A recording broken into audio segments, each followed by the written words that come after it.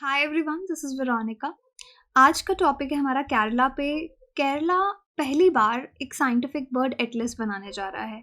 ये bird Atlas क्या है, इसके बारे में हम डिटेल में जानेंगे। आपकी कोई भी क्वेरी हो आप मुझसे कनेक्ट कर सकते हैं सोशल मीडिया पे, because I feel together we can make a huge difference. चाहे फेसबुक, इंस्टाग्राम या टेलीग्राम पे, पीडीएफ आपको सिर्फ और सिर्फ मेरे टेलीग्राम चैनल पे ही मिलेगा। केरला स्टेट एग्ज़ाम्स के लिए स्मार्ट कोर्सेज अवेलेबल हैं, केरला पीएससी। अगर आप इनके बारे में कोई भी जानकारी लेना चाहते हैं, आप हमारी वेबसाइट विज़िट कर सकते हैं या फिर कॉल करके भी जानकारी ले सकते हैं। अब देखिए, शॉर्ट में इसको कहा जा रहा है KBA, केरला बर्ड एटलस। ये पहली बार इस तरह का स्टेट की तरफ से इनिशिएटिव है कि एटलस बनाया जाएगा। और एटलस बनाने का मेन पर्पस क्या है? डेटा कलेक्ट करना। सो डेटा इज़ एवरीथिंग। जब आपके पास हर जगह का डेटा है, आप अपने कंजर्वेशन प्रोग्राम्स अच्छे से चला सकते हैं, मैनेजमेंट प्रोग्राम्स अच्छे से चला सकते हैं, जहाँ तक बात आती है स्पीशीज़ को प्रोटेक्ट करने की। तो ये डेटा डिस्ट्रीब्यूशन और अबंडेंस पता चलेगा कि कितनी डाइवर्सिटी है यहाँ पे बर्ड्स की, और किस तरह से डिस्ट्रीब्यूशन है, किस किस एरिया में कितने बर्ड्स हैं, कौन कौन सी स्पीशीज़ हैं, मेजर जितने भी आपके हैबिटेट स्टेट में आते हैं। तो आगे जो रिसर्च एंड डेवलपमेंट होगी उसको इससे एटलस से बहुत ज़्यादा फ़ायदा होगा। तो यहाँ पे आप हिंदू का ट्वीट भी देख सकते हैं कि आर्ग्यूबली माना जा रहा है कि एशिया का लार्जेस्ट बर्ड एटलस ये होगा। अगर हम जोग्राफिकल एक्सटेंट की बात करें, यहाँ पे प्रॉपर सैम्पलिंग की जाएगी, स्पीशीज़ की कवरेज देखी जाएगी। So let's see how it goes. अब बर्ड एटलस होता क्या है?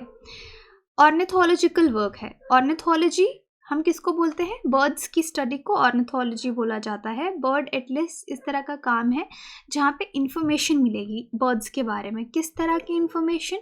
कि डिस्ट्रीब्यूशन बर्ड्स की कैसे है, एबंडेंस हो गया, कहाँ पे कितना नंबर ऑफ बर्ड्स हैं, क्या स्पीशीज़ हैं, और लॉन्ग टर्म चेंज और सीजनल पैटर्न्स। क्योंकि सीजनल पैटर्न्स की बात क्यों की जा रही है? क्योंकि आपने देखा इंडिया में बहुत सारे माइग्रेटरी बर्ड्स भी आते हैं, बाहर से आएंगे, यूरोप से आएंगे, सर्बिया वाले एरिया से आएंगे। तो सीजनल पैटर्न्स भी क्या हैं?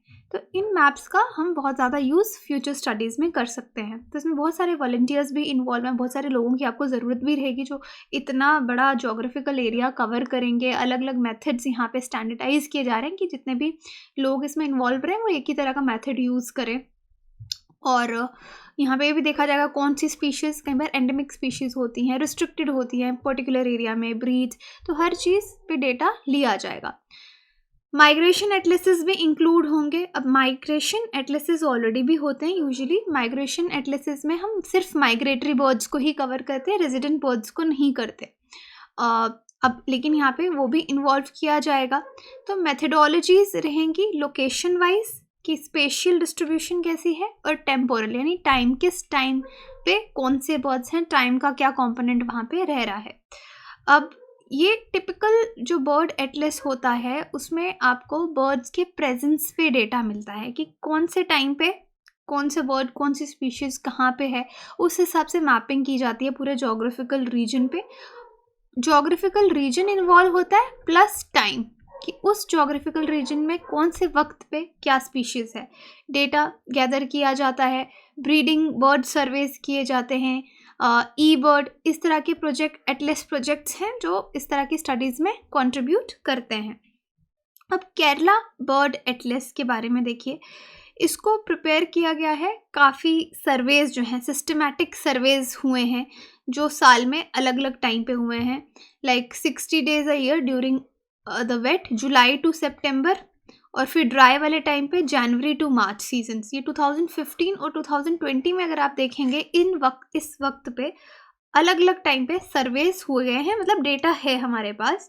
और एक सिटीजन साइंस ड्रिवन एक्सरसाइज भी हुई जहाँ पे 1000 से ज़्यादा वॉलंटियर्स ने भी पार्टिसिपेट किया बर्ड वॉचिंग कम्युनिटी में। क्योंकि जितने वॉलंटियर्स होंगे, जितने लोग होंगे, उतना आपके पास डेटा आएगा।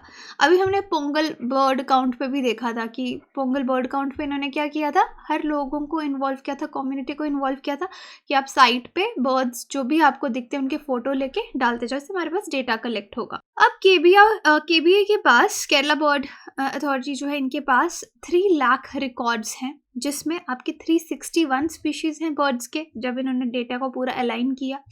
94 बहुत ही रेयर स्पीशीज हैं, 103 rare species, very rare and rare, okay.